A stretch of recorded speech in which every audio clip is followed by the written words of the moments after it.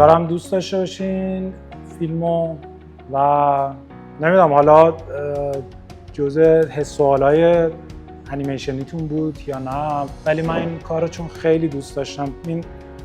من گینس رو تقریبا 7-8 سال پیش با فیلم فالوورز در واقع شناختم و از اون موقع مثلا برای من عجیب، چون یکی از چیزایی بود که کسایی بود که با سن پایین شروع کرده بود کار انیمیشنو و خیلی خفن بود برای من، چون اون سال این مدل کار کردن تو سن این شکلی، تو سن پایین مثلا 17-18 سال و اینکه بره 4 تا جشنواره خیلی خفن بره مثلا دیده بشه و جایزه بگیره و بعدش که دیگه فیلم بلندش رو شروع کرده، پیامش اینجوری بود که میخوام شروع کنم، احتمالا اینو دیگه شخصی نمیخوام بسازم، گروهی میخوام بسازم ولی پول ندارم، چیکار میتونم بکنم؟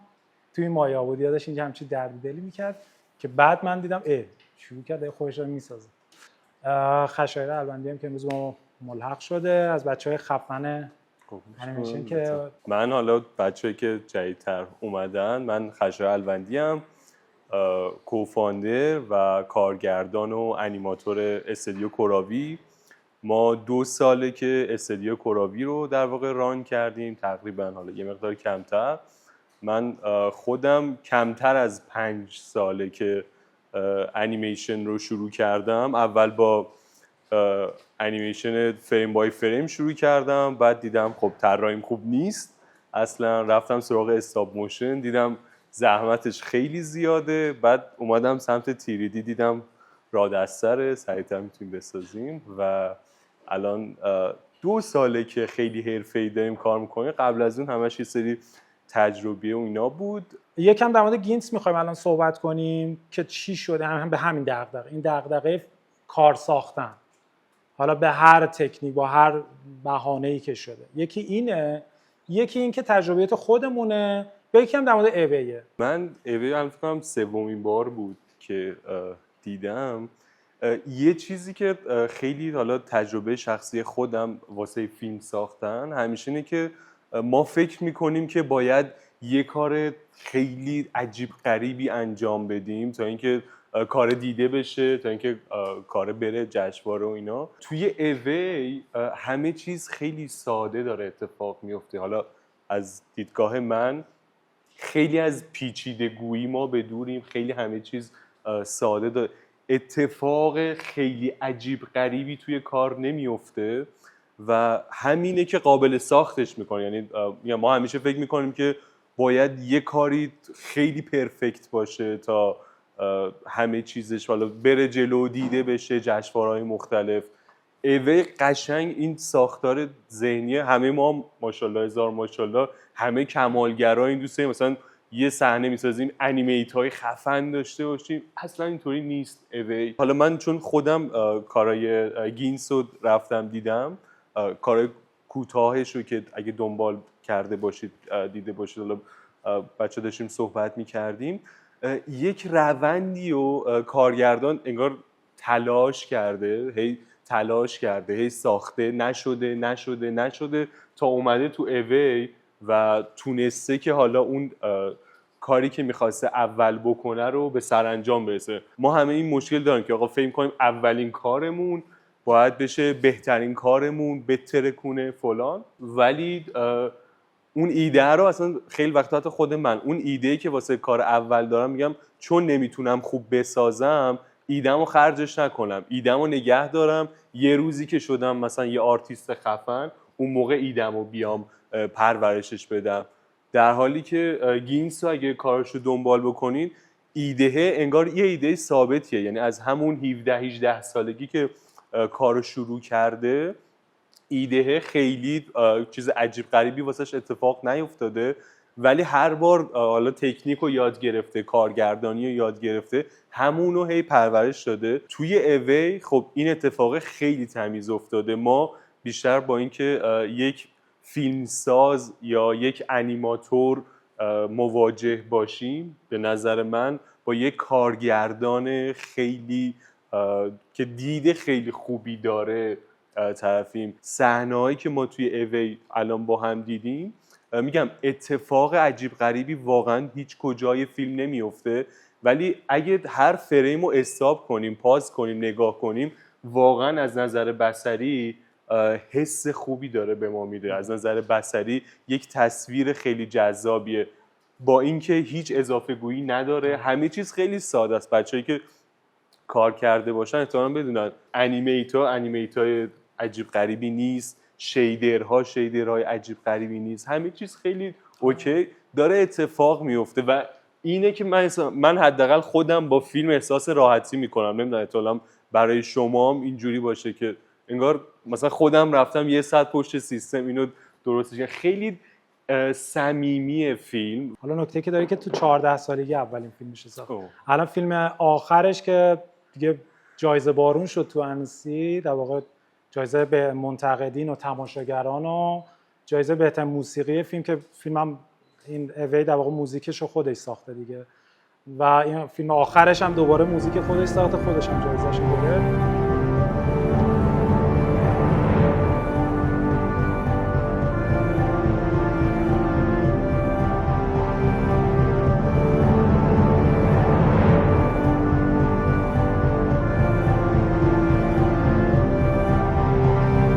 چرا ما گینز رو انتخاب کردیم؟ به این دلیل که بچه‌ها درگیر یه چیزایی بودن در مورد کار ساختن. اصلا من خودم برام خیلی تعجب برانگیز بود. مثلا واقعیتش اینه که گینز تو اولین فیلمش که در واقع راش بود، ببین یه ایده دیگه از این ساده تر، یه پسر بچه میخواد از خیابون رد شه، 2 دقیقه کار تو فتوشاپ، بعد یه حس و حالی داره و از همون فیلم اولش هم به 2 تا چیز توجه نشون میده که اون 2 تا چیز پایه تمام چیزایی که الان گفت، یعنی فضا سازی، موزیک، اتمسفر سازی چقدر خوب در بیاره. حرکت دوربین رو نشون میده که انگار مثلا مطالعه داره میکنه و علاقه شدیدش به گیم. ساختار رواییش هم قصه خیلی گیمی دیگه، یعنی نقشه و مراحل رو میبینین توش، راه رو باید طی کنه، بعد یه جایی اون مشکلاتی که حتی براش ایجاد میشه همه این بازی چپتر بودنش. ولی واقعا حالا مکمل حرفت، یه چیزی که هستش اینه که شدیداً نشون میده که از کار اولش میگم اتن لذت بخش بودن دیدن این مرحله همینه. تو کار اول میبینی که یه سری دغدغه‌ها داره، از جمله اون ایده بیسیک همه کاراش گمگشتگیه و همون اتمسفر اون گم بودنه. تو کاره اول شروع میکنه مثلا با دوربین یه بازیایی میکنه، هنوز 3D نیست، 2D داره کار میکنه، ولی دوربین رو داره حرکت 3D میده، کم کم داره اینا رو تکمیل میکنه. قشنگ پله پله بودن پیشرفتش رو میتونید ببینید و این خب خیلی جذابه. یعنی قشنگ یه مسیری این آدم داره طی میکنه و تموم میکنه میده بیرون. این اصلا مهمتره. راش واقعا یا همه فیلم کوتاهاش اونقدر کارای جذابی نیست، به تنهایی میبینی میگه خب این چیه. مثلا حتی اوی یا خیلی هنوز مثلا موافقن که مثلا خب مثلا چی بود، ولی قطعا نتیجهش مهمه. وقتی الان اولا اوی وقتی تکیه فیلم میسازی جایزه بهترین جشنواره انیمیشن رو میگیری، بعد قطعا سودآور بوده براش چون پول دستمزد کسی نداده، جوایز مال خودش بوده، همه چی رفته تو جور.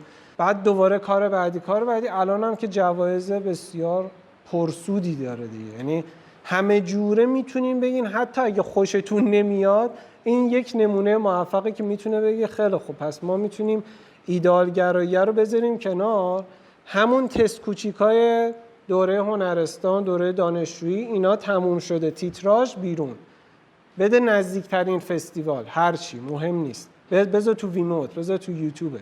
گینز با مایا شروع کرده کاراش، اولی که فتوشاپ بود و مایا بود، یعنی چیزی که لایسنس داره تو اروپا. باید مثلا یه نرم افزاری انگار یه جا لایسنس داشته خودش، مثلا اینو برای خودش بوده، حق نرم افزار سال بعدش نداده، گفته من فقط اینو دارم میتونم بسازم. جالب برخلاف خیلیا که اول از بلندر شروع میکنن چون اوپن سورس و رایگانه، مثلا گینز از مایا شروع کرده که یه ذره شاید صنعتی تر و پایپلاینش اینداستری بیس، صنعت محوره. ولی خب نکته اینه که شروع کرده، هیچی هم بلد نبوده، از مدل سازی خیلی ساده شروع کرده، با لپتاپ هم کار میکرده، رندر نمیتونسته بگیره، پس همین نورپردازی تو صحنه توی فیلم نورپردازی نیست، یعنی چیزی نورپردازی انجام نشه، همش داخل صحنه است. یعنی اگه حالا بچه‌ها چیزای تخصصی تیریدیو بدونن، ورتکس کالره، یعنی حتی شیدر هم نیست، یعنی ورتکس کالر، پینت ورتکس کالر کرده. خب یعنی دیگه در این حد. این چیزی که الان می‌بینیم پلی بلاسته. پلی بلاست می‌بینیم که پریویوه. یا پریویو یعنی حتی این ریل تایمه، یعنی فقط سیو کرده، شات بعدی سیو کرد. فقط نکته‌ای که داشته اینه که چسبیده این که به این که اون شاتی که داره در میاره از لحاظ بصری همون امکاناتی که داره، یعنی رندر فلان رندر انجین رو بلد نیستم. اوکی بلد، همونو قابش زیبا در بیاره، همونو انیمیتش تا اونجا که قابل قبوله ببره جلو. و نکته‌ای که داره این که خب چون تک نفری هم میسازه، استوری بورد نداره. تمام فیلمش استوری بورد نیست، یعنی بر اساس استوری بورد نیست. چرا؟ چون خودتی، چون قرار نیست به خودت توضیح بدی که. خب البته یکی مثل دنور جکسون، یکی از کساییه که یه تنه فیلم میسازه، اونم اتفاقا تو انسی امسال بود.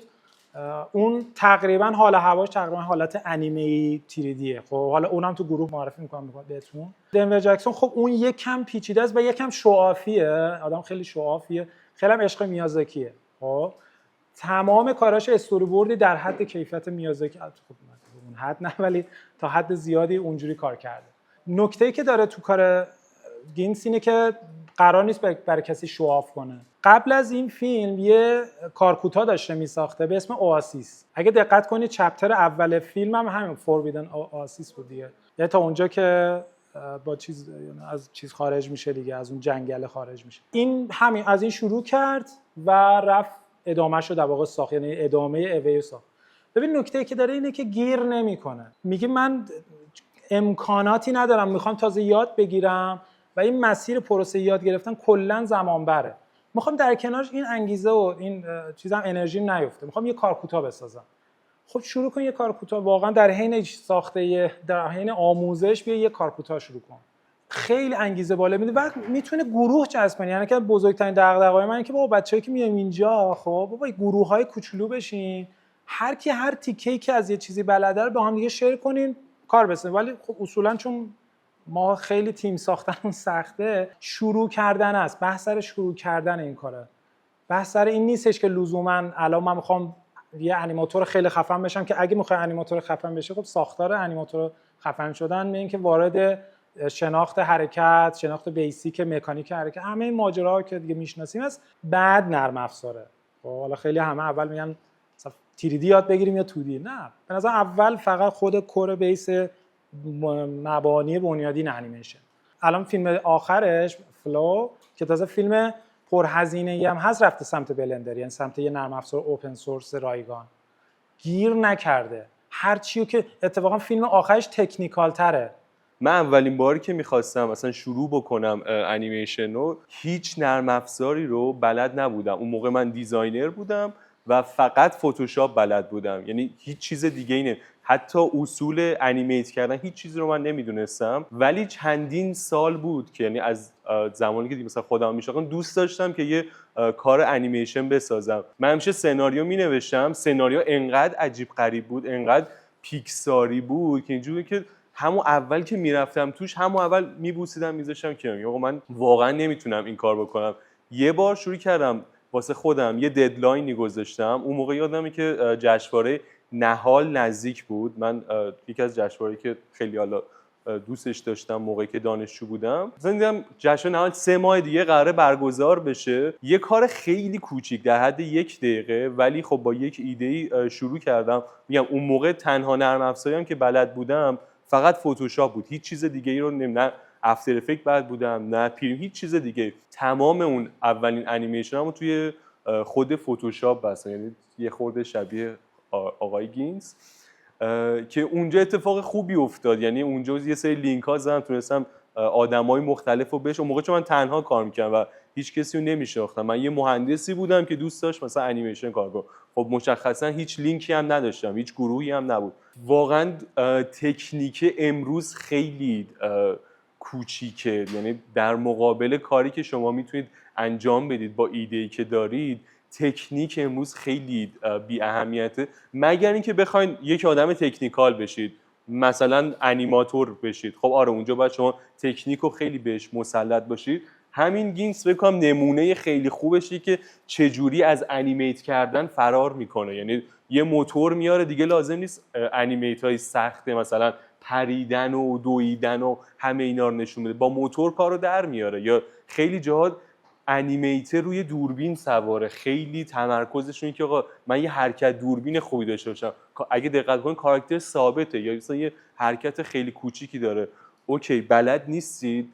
منم همیشه بگم باید یاد بگیرم و بعد شروع بکنم، در حالی که اصلا اینجوری نیست. شما توی اون انجام دادن است که یاد میگیرید. ببین یه بحثش واقعا هم تو فیلمسازی هم واقعا تو کار چاره‌جوییه. یعنی اینکه اگه نخوای استوب بشی وایسی، باید چاره‌جویی رو بذاری بغل دست، مدام راهکار.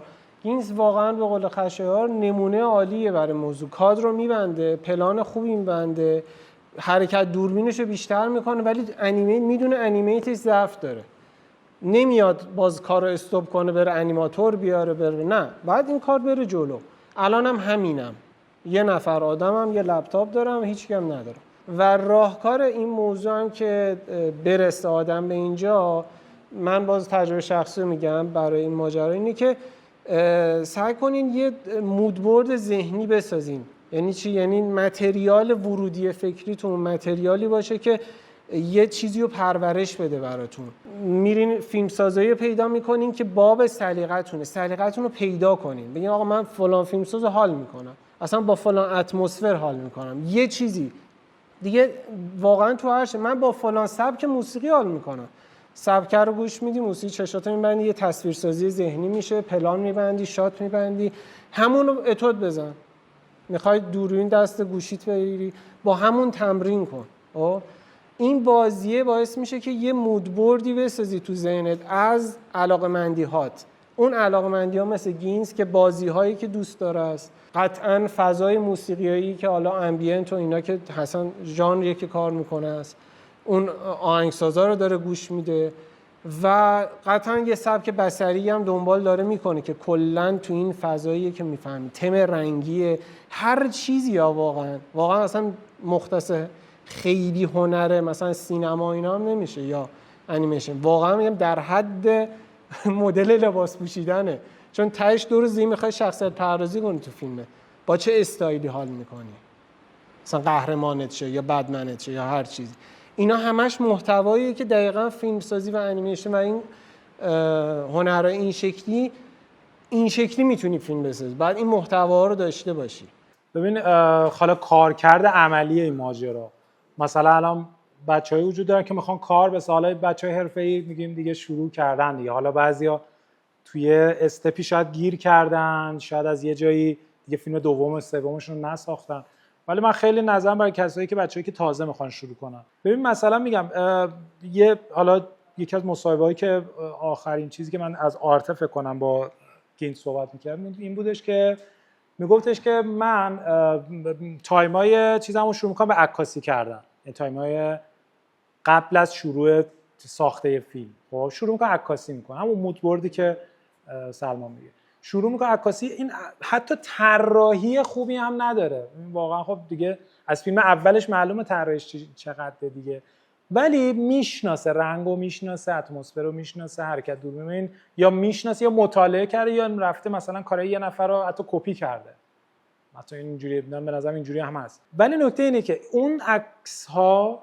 و اون چیزی که از درون اون خیال پردازی داره میکنه، یعنی عکس رو میبینه، موزیکی رو مثلا شاید گوش میده، خودش یه چیزی رو شروع میکنه به موزیک ساختن و میره تو خیال پردازی میکنه و شروع میکنه به کار کردن. حالا نکته اینه مثلا به لحاظ تکنیکی صحنه آخر دیدین داشت بهمن میومد، به نظرتون گینز چجوری شروع کرد، چجوری این صحنه رو ساخته؟ حتی پارتیکل سازی رو بلد نبوده، یعنی یه پارتیکل سازی توی 3D که مثلا این حتما ببین ورزش گله اون چیزا رو، اون مشای چیز حرکت داده اینجوری بعد دونه اینجوری حرکت داده.